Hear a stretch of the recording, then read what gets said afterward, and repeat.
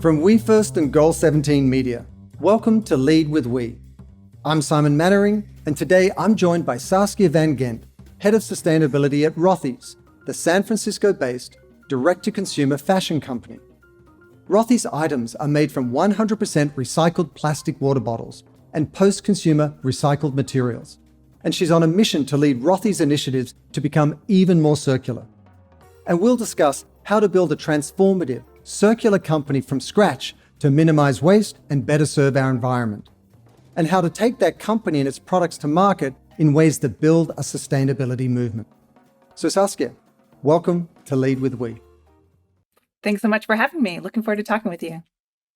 So I've got to ask, as someone who's in the fashion world, Rothys is this wonderful purpose-driven brand, and you provide products for folks like Mandy Moore and Katie Holmes and Meghan Markle and others.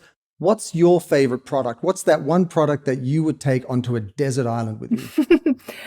Well, it is really fun working for a company that you love the products. And I first found out about Rothys as a customer. And I would say it would be that original pair of shoes that I had from Rothys, because it was very much a part of how I dressed at the time and still dress, which is kind of colorful clothing, but I like a neutral shoe to pull it all together. And my old pattern, which was really unsustainable, was kind of buying these cheap shoes that would fall apart, but they matched my fashion aesthetic. When I first had a pair of Rothys, I was completely blown away because it matched my style. It was washable. It was extremely comfortable. There was no break-in period. And the shoes themselves lasted for such a long time. I'm still wearing them. So I think that timelessness and the durability and the versatility of that product, which is a black point, is one of the best shoes that we have. I have to say, I couldn't agree more because, my wife, we have two daughters who are 22 and 19, and you hear there's always this tension between fashion. They want to look a certain way, but they also want to be responsible. And Saskia, there's probably no more competitive space than the shoe market. A company 5 years old like Rothys has taken off. How did you break in? How did you get noticed? Well, a couple of things. I think one is that it does make a difference when you have people like Meghan Markle who are photographed wearing your shoes. That creates a buzz and increases the brand awareness for sure.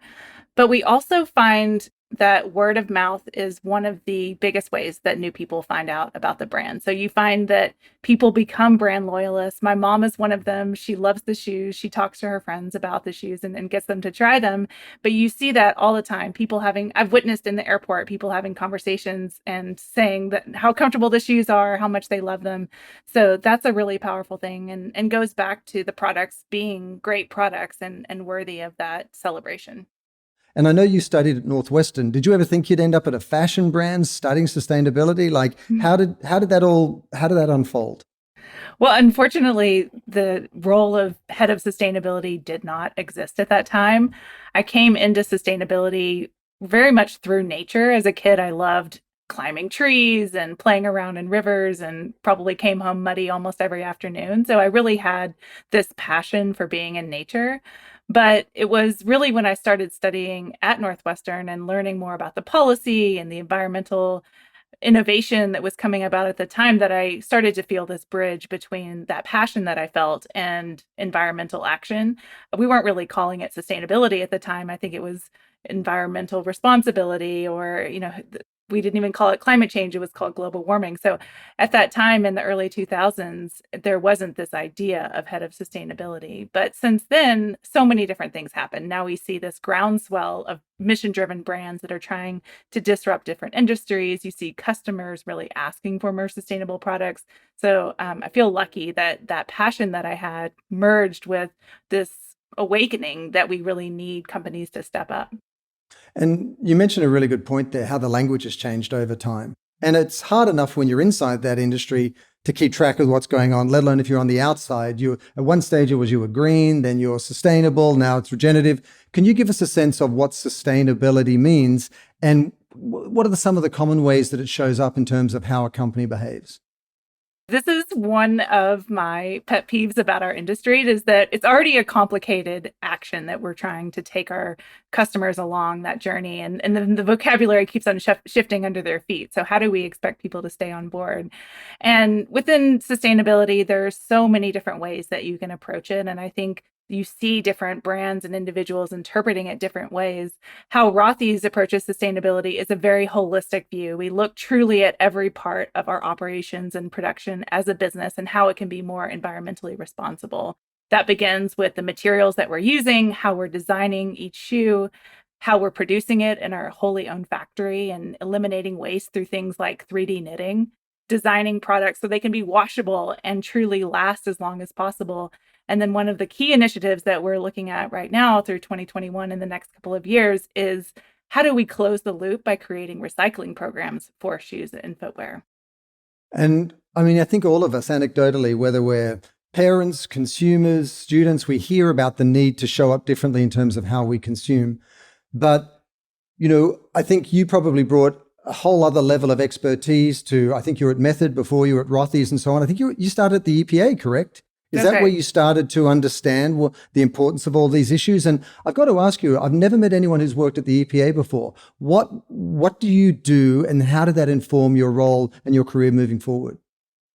The part of the EPA that I was working in was very much the most innovative part of the agency that was looking at forward-thinking solutions. The EPA as a whole has a huge number of mandates, the Clean Water Act, the Clean Air Act, and there's a number of different enforcement and kind of cleanup organizations within the EPA that are really looking at that part of the mandate. My role was looking at how do we avoid waste and mitigate climate change through more innovative solutions. So I was looking at things like packaging redesign, more recyclable packaging, how we can prevent ocean plastic, but through different packaging innovations. I looked at partnerships with cities and how we can mitigate climate change by establishing recycling programs. So it's very much this more forward-thinking part of the agency. And as you said, it was such a proving ground for this, the idea of sustainability that you learn in school, which is very much the science of it, the methodology behind how you can calculate a carbon footprint, but then how you implement it in practice is so different. And seeing the kind of partnerships that you would need to take on in order to make those different actions happen at different levels, it was very much a great learning place. And I think we're all still learning because we need to do more quickly. But, some of the folks listening to this podcast will just be really leaning into sustainability for the first time, or just hearing about some of the practices of their competitors or other industries. Based on your experience at the EPA, at Method, and now at Rothys, where does someone begin? How does somebody say, okay, we want to look upstream at our suppliers and what we're making and be more sustainable? What does that look like? A few basic steps. At the company level, I would really encourage companies to look at science and data-driven strategy to develop what they should be going after. And what I mean by that is take the time to do a materials assessment and understand where you may be producing waste throughout your supply chain. Take the time to do a carbon footprint and really go after the biggest pieces in your carbon footprint. So there are, within this confusing world of sustainability, there are these trusted methodologies, and the data can really inform the direction that companies can go after the lowest hanging fruit, the biggest opportunities that they have. And then later on, of course, they can think about some of those maybe more far-reaching innovations that aren't available to them yet. But one thing you mentioned that I think is really exciting is that the world of sustainability is becoming so much more intersectional. So people don't have to be coming into a role like head of sustainability with the background that I have. You can come into sustainability from a product development role. If you're interested in logistics and supply chain, there's so many different opportunities to actually bring the sustainability lens on top of specialties that are more well cultivated. And, you mentioned a point, there are so many intersections. One of those intersections is really the company and consumers, a company like Rothy and the people who buy their products. One of the things I've always struggled with is the human dimension to all of this, which is for years, for decades now, we've all been groomed to want the cheapest, the most convenient, the fastest, all of those things, which are kind of principles which compete with the health and well-being of the environment. So how do you at Rothys start to address how people recognize and play a role in the sustainability ambitions that you have? Yeah, customer engagement is everything. And a couple of things come to mind. First is that product companies, I think, have this responsibility to start with making a really amazing product, and sustainability should be woven into all of those elements of a great product. But foremost, the product, for in the case of footwear, should be really comfortable. It should be really durable. It should have that performance built into it. That's what really makes a product good. And that's why customers will keep returning to a company. But then the elements around recycled materials and how you're treating your workers and the back end, that might be invisible to a lot of customers, but it almost becomes this kind of choice editing. Like they know they can come to Rothys for all of the design and performance aspects of the shoe, but then the sustainability components are this element of discovery where they were like, oh, now I know that this product is made from recycled water bottles. And that's something they can maybe brag about to their friends. They can continue that deeper exploration around what we're doing as a company. So that's really exciting to think about this entry point as being a shoe that maybe matched an outfit, but then all of a sudden this discovery is affirming of their love for the brand. The second thing that comes to mind is right now with our recycling program that I mentioned, what we're trying to do is get customers to engage in a completely new behavior. It's kind of foreign for customers to bring a pair of shoes back to a store that they bought maybe 5 years prior. So how do we create the kind of engagement, education, and incentives for customers to engage with that program? When we did a pilot around this recycling program last year in October, one of the things we found from our customers is they weren't ready to give their shoes back. Some customers had had shoes for 3 years, 4 years. They were washing them. They said, I'm not ready. The shoes are still like new. And for me, that's a real win because it points to the quality and the durability of the product. Yeah, it is interesting. I mean, there's sort of parallel paths. You've got to shift the corporate mindset to really commit to being more sustainable. Then you've got to take all the various stakeholders with you, consumers and customers and so on. Where do you see this drive for being more sustainable coming from? Do you think it's actually sort of amongst the leadership in companies like Rothys who recognize that the clearest path to growth in the future is to deliver on those consumer expectations, or are consumers demanding it from people? Or is it coming from both angles? It's definitely both. And I think part of what I hope to build for Rothys and continue building is a proof point that you can disrupt the industry, you can build shoes differently, and you can have this entire business model that proves sustainability throughout every step of our supply chain and hopefully pull the rest of the industry along.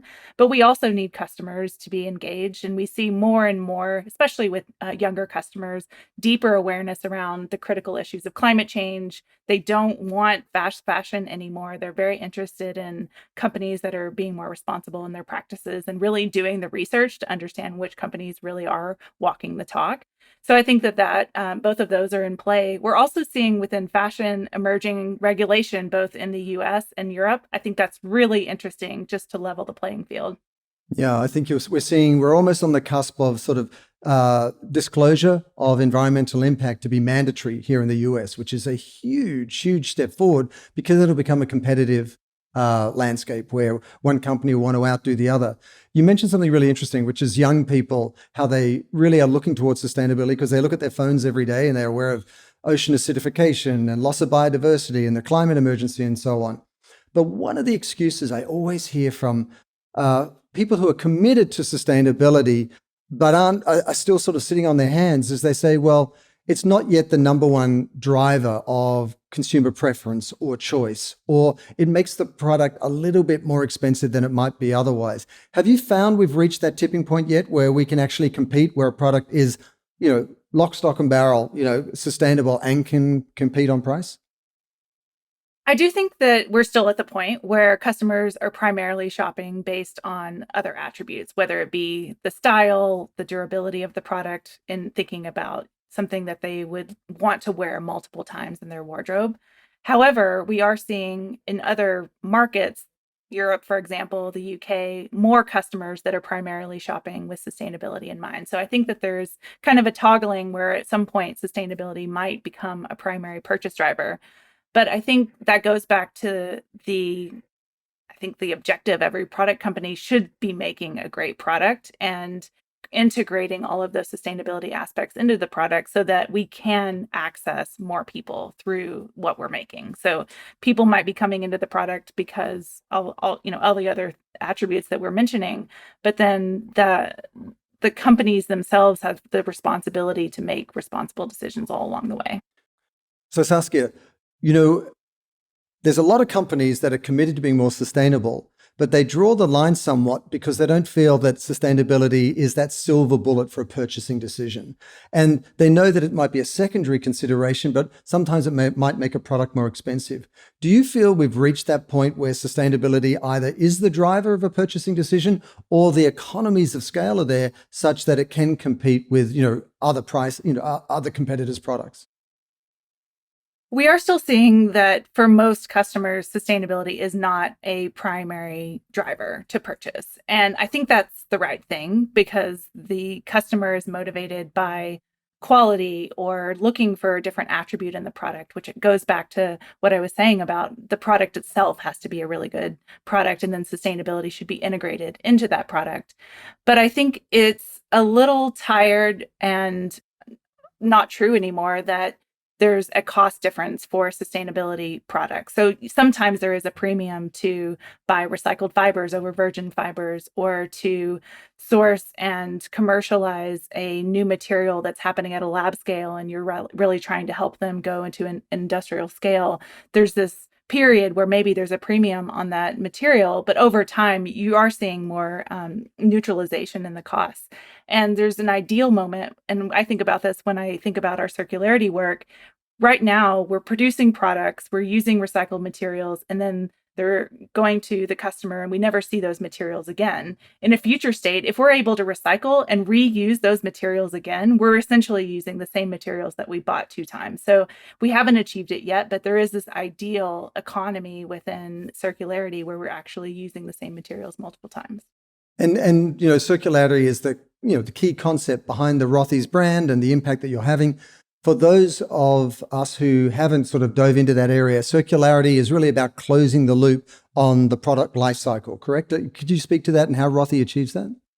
That's right. And it looks at every stage of producing a product. So it would start with materials and design, production, the consumer use, and then, as you said, closing the loop by creating a recycling program. And right now, our material economies are essentially open loop or linear, and a lot of products are being destined for landfill because they aren't designed with circularity in mind. So if we're throughout each step of making a product, thinking about what are those end of wear, end of life solutions, and the infrastructure that will allow us to recover those materials and use them again, that will decarbonize our supply chains. It will eliminate waste at every step. And I think one thing that is often missing from the conversation around circularity is it's really not just about recycling. It's also about how do we lower the carbon footprint of our entire manufacturing process alongside that. And so you bought your own factory to that end, correct? You want to control all the input that generate the output with your products. Tell us what that's like and why it was such an important decision. Our co-founders, Roth and Rothy, recognized from the very beginning that to do manufacturing in the way that they wanted to do it, we had to own our own factory. And it has enabled so many different aspects of our sustainable business model, everything from the machinery that we're using.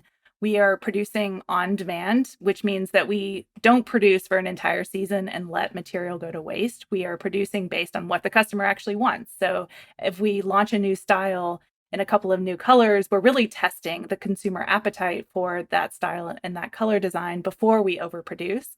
So by owning our own factory, we really have control over that phase of production. It's also the social side of sustainability, which sometimes is not talked about as much as the environmental footprint, but how we treat our workers and including them in the Rothys community is equally important to the environmental footprint. Yeah, I couldn't agree more. With large, especially publicly traded companies, it's always sustainability is talked about through the lens of ESG, environmental, social, and governance metrics. And that S, that social aspect, is so important.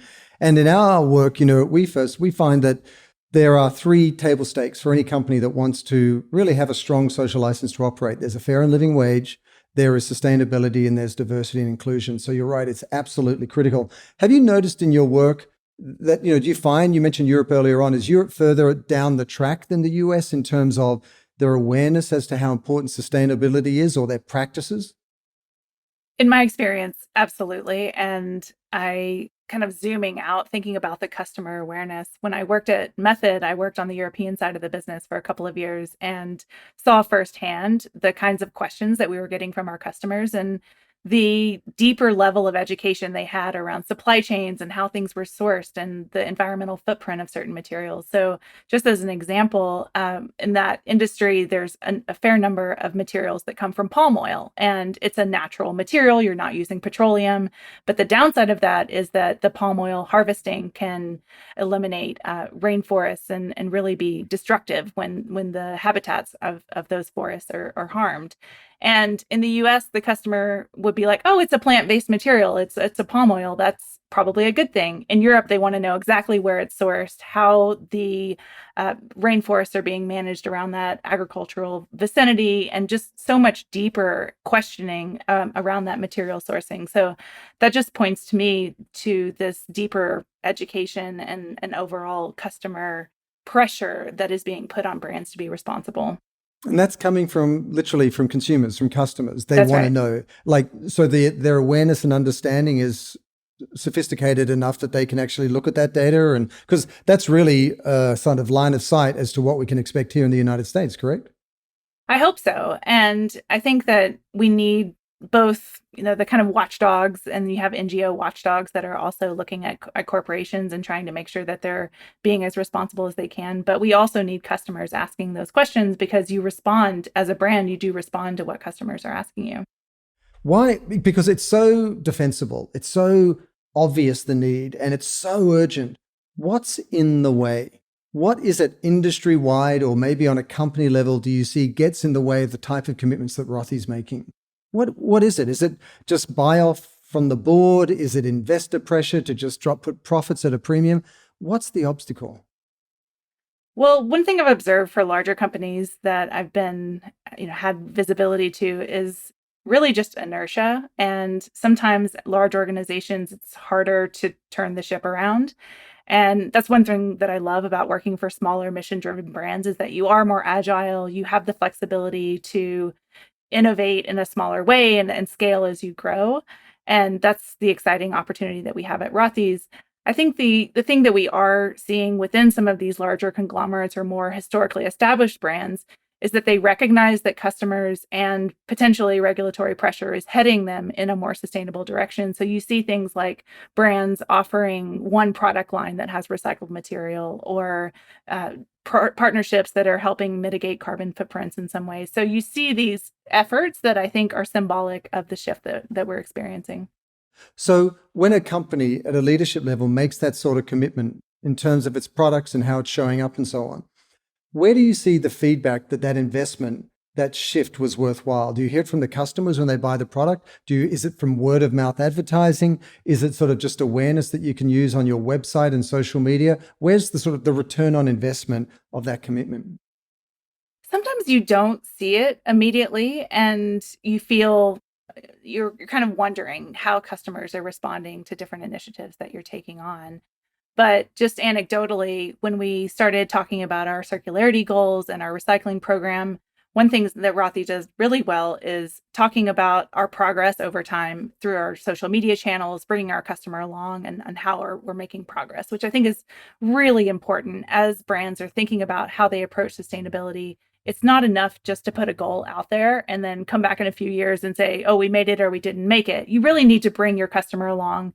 One thing we're trying to do is bring them along on progress that we're making, but also walk them through some of the challenges that we're experiencing as we embark in circularity. What are some of the challenges around recovering shoes and recycling those materials back into high quality materials that we can use again?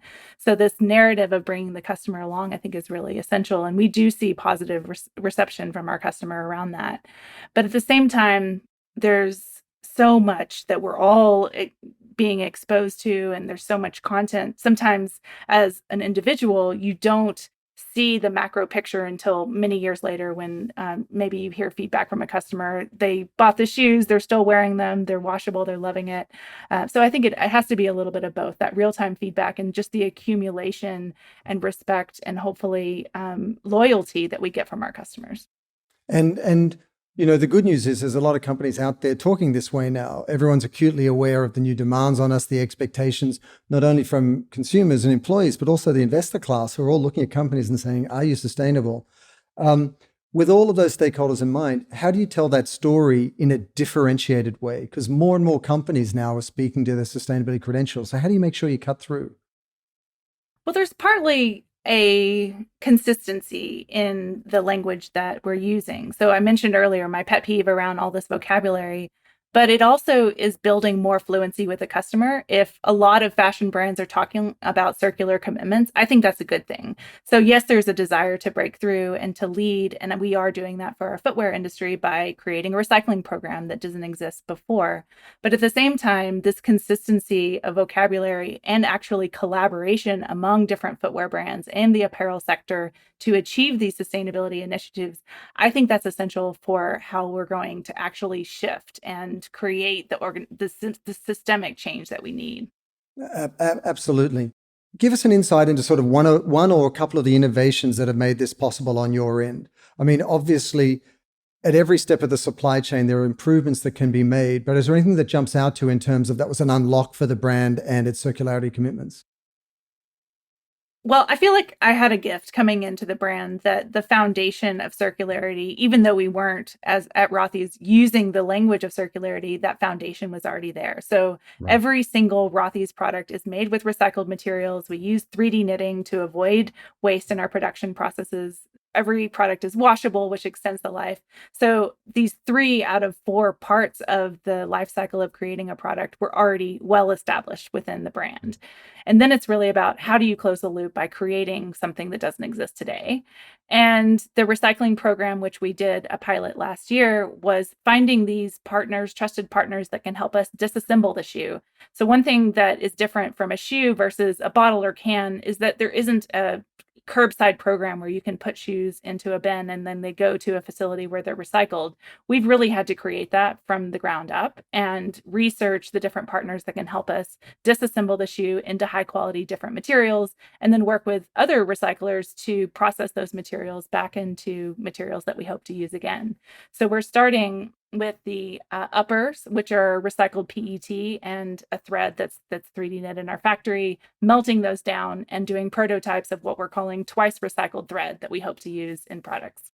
So I think, isn't it the last of the shoe? Isn't it the base of the shoe that's always been the problem? How to undo the stitching when you get a product returned? Is that where it's been? So that's a major challenge that we're looking at now. So the shoe construction, because you're designing it to be washable and durable, and you're walking millions of miles potentially in a pair of shoes, that structure has to be in place, both the connectivity between the upper and the outsole. And when you're thinking about end of life solutions, you also want to disassemble and have materials recovered at a high quality. So you're thinking about how you can actually take those shoes apart and reuse the materials. So one thing we're looking at is how do we use different design for disassembly practices at the front end so that when you get to the point that you want to recover each of the materials, there's some kind of reverse process of recovering the materials. I love that. I mean, it's such a powerful idea where you design a product in a way that it can be then disassembled at the end of its life and used again. I mean, it's such a simple design concept, but so powerful. Nature by itself is regenerative. Things are created and things die, and it's regenerative, and there's a life cycle to that. And sometimes I feel like the answers are all around us. The examples we need are all around us. We're sort of looking in dark corners to find something that's right in front of us. And that's right. So what sort of lessons would you share that other companies could learn from Rothys in terms of how you're, elevating your circularity? For example, owning your own factories so you can control the inputs to the products you actually output and so on. What would you share? Owning our own factory is a key enabler for all of our innovation, and we are lucky that we can test new materials in the factory. We can prototype things at a really small level. one thing that we did early days of COVID was we were responding to, at that time, a lack of protective equipment and the recognition that there weren't masks and shields and things like that. And we talked to the factory, what can we make in our factory and respond to this crisis? And within 24 hours, they'd made a mock-up of a couple of different directions that we could go and products that we could make. We ultimately made a mask out of their designs, but it was amazing to me how quickly we could respond and innovate in real time. So owning our own factory has been a huge gift for our innovation process. The other thing that I love to do is test and learn. So how do you create a constrained environment where you can try something completely new? The pilot recycling program is a great example of that. We hope to launch at full scale this year, the recycling program. But in order to do that, we really had to understand all the different components of this new infrastructure and the new customer behavior and the engagement around that. So I think it's really effective to put a goal out there, but then also create these constrained environments where you can understand and allow yourself to fail in a controlled way. And you mentioned something really important there, which is the need for Rothys, but all of us, to evolve with new consumer behavior, under the influence of COVID or anything else. How do you track that? How do you monitor that? Is it a quarterly thing where you do literal research to that end, or is it anecdotal where you talk to your stores? How does it work? A little bit of both. We have a great customer research team that has done research into our customers, both our existing customers and the customers that we want to have. We're very much a growing company. We're only 5 years old, if you can believe it. So we have a huge amount of customer growth and awareness ahead of us. So I think when we look at what we're doing today, we're also looking at, what are the customers that might be interested in Rothys tomorrow. So there's this kind of sounding board there. But the other thing I would return to from a sustainability point of view is that your sustainability strategy is evergreen, because I'm always relying on the science of sustainability, the data that has driven our strategy for sustainability. And that's not as subjective to customer trends, let's say. It's very much, what are the right things that we should be doing, because the data and the science is telling us as a company or as an industry, those are the things that we should be doing. Yeah, that data could not be more important today. You've not only got the expectations of employees and consumers and investors, as I said, but there's almost like a gotcha journalism out there where someone's not walking their own talk, or an employee or a consumer can really call out a brand and say, we're saying one thing and doing another. So what standard do you hold yourself to in terms of transparency, and what type of things do you share? Is it a sort of phase by phase report card? Is it a progress report? What should people be doing? Well, hopefully we'll see within some of these regulations more consistency in what's expected of different brands. It goes back to what we were talking about, the definition of sustainability. It's so fickle and it can be interpreted brand by brand so differently. So I would love to see more uniformity in how different brands are talking about sustainability. There are standards around carbon footprinting, but some of, there are any number of standards that different brands can follow. So there's really no apples to apples comparison today. But from a Rothys perspective, when last year we announced our circularity goals, we've really been true to how do we bring the customer along on the progress towards those goals, doing both storytelling and metrics to support our progress. Yeah, I think, what keeps me up at night, I got to be, Saskia, is just like the timelines we're working against. I mean, the amount of waste that's still being generated and the impact of that on all the different habitats and the environment more broadly. When you look at the industry, when you look at circularity specifically, what is your greatest concern? What is the big unlock you think we need to achieve? Well, one thing I'm excited about is this cross-brand collaboration to achieve the infrastructure that's needed, especially for the footwear industry. And how can we think collaboratively around recycling solutions, take back programs that will allow us to recover those materials from the footwear industry and apparel industry at scale. So I think that collaboration and the need for cooperation across brands is essential. But then I also think the circularity and its intersection with climate change needs to be a bit more forefront. So people are recognizing that the circular economy is a huge enabler for how we can achieve some of the necessary climate targets that are in place. You're seeing a little bit more data around if we're able to recycle and use materials more efficiently, if we're able to produce in our manufacturing sector more efficiently, then that will greatly decarbonize the material and product sector. But I want to see a little bit more data and lots of other brands talking about this intersection. It's not just recycling, it's also decarbonization. Yeah, I think, what we're starting to realize more and more in business is that when you make a quality product or service and it's sustainable and it is informed by the values of your company, it delivers value to the company that is just unbeatable in terms of the marketplace. That you need to fully integrate the business, the product, the services, and its sustainability to deliver bottom line value. Has that been your experience at Rothys? I mean, the bottom line business case for leaning so heavily into circularity? Well, I think the unique thing about Rothys is there's no before and after, right? Like our circular journey started from day one, and the integration of recycled materials and how we're producing our product in our factory, those are true for every single product. I think where you see those growing pains are when you think about companies that are trying to retrofit and go back and make changes. So that's a maybe an advantage that Rothys has on circularity. No matter what business you're in, you have to make the value proposition for doing this sort of work. And as you mentioned, Rothys, it was born with circularity and sustainability in mind. But what is the value you've seen that is delivered to the business in terms of, I don't know, reputation or culture or consumer loyalty? Where does the return show up? Well, hopefully it's all of those things. And we definitely find that people come to Rothys to work because of the mission of our organization. They want to be a part of disrupting our industry. And so I think that's a big driver for how we build our team and really drive the culture. But another word for sustainability in my mind is resilience. And we have seen in COVID, for example, that our model is resilient because we aren't overproducing. And early in COVID, when we saw volatility in customer demand, we were able to respond to that in real time and produce less product because we own our own factory. And for our industry, that's extremely rare because most brands are outsourcing production. They're probably producing for multiple seasons in advance. And during COVID, with that volatility, they were holding on or landfilling a lot of excess inventory. So this idea of sustainability driving all of these decisions in our business model also leads to more resilience in how we're able to operate. Right. And, we live in these very challenging times, from climate to COVID to the need to respond comprehensively to the Black Lives Matter movement to, geopolitical tensions around the world. What gives you optimism at this time? What sort of makes you feel positive about the future?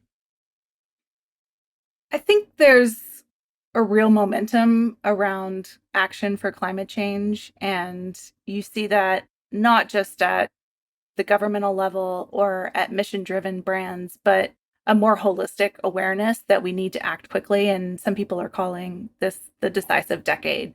And for me, that collective understanding gives me hope that our human intelligence will come up with a way to find solutions. And in fact, the solutions are there. We just need to be adopting them at scale. I completely agree. When you look around, all of these innovations that are being made possible are simply because we're putting our attention and resources there for the first time. We were distracted before when there wasn't the same sort of demands on us, but now we put our attention there and there's all these sort of innovations and unlocks happening. And I also deeply, deeply believe in the power of nature to regenerate and kind of convince us more and more that the more we allow it to do what it does innately, the more we'll be sort of just overwhelmed by its ability to restore the planet, to restore our lives and our future. And I come away very positive from that. Saskia, I want to say thank you so much for sharing the insights on Rothys today and for the leadership that the brand is providing. And, I have no doubt that success will continue because you're getting so many things right because you put the right pieces in place. So thanks very much. Thanks so much, Simon. It's been great to talk with you. Thanks for joining us for another episode of Lead with We. You can always find out more information about today's guest, Saskia van Gendt, in the show notes of this episode. Follow us on Apple Podcasts, Spotify, or Google Podcasts so you never miss an episode. Plus, you can now find us on all United Airlines in-flight entertainment consoles as well. And if you like this video, hit the like button and be sure to subscribe.